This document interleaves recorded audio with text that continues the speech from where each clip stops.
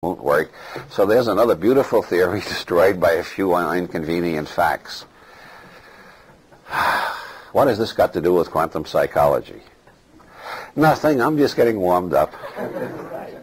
As this all happened to be on my mind.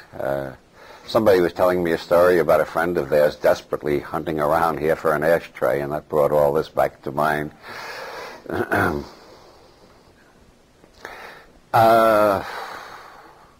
I lived in Ireland for 6 years. Ireland is famous all over Europe in psychiatric and social worker circles for having the highest alcoholism rate of any European country.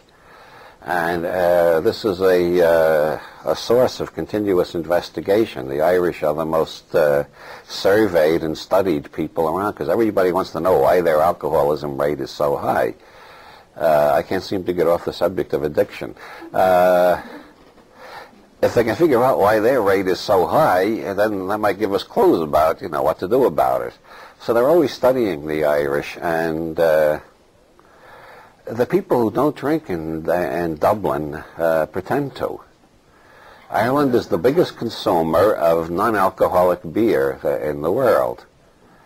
Every pub in Dublin has non-alcoholic beers. And the reason is that the pub is the center of Irish social life. Everybody goes to the pub at night. That's where you meet your friends. And so if you suddenly decide you're an alcoholic and you got to give up drinking, your social life comes to an end, or it would if it weren't for the blessed invention of non-alcoholic beers. Now the alcoholics in Ireland can sit around the pub with their friends drinking non-alcoholic beer and looking perfectly normal by Irish standards. You don't look normal in Ireland without a drink in your hand. The Irish also smoke like chimneys, to get back to that simile. I should come up with something more original, but I like smoking like a fish.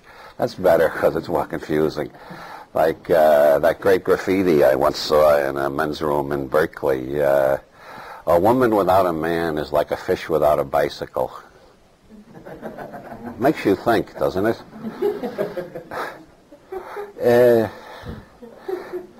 In Ireland, they have heard the news that smoking is dangerous and hazardous and all that, but they don't take it seriously. So everybody smokes continually. And when I was living in Ireland, I was coming back to this country to do lectures, and it's like going from one planet to another. Here's a planet where no matter where you go, the room is full of smoke.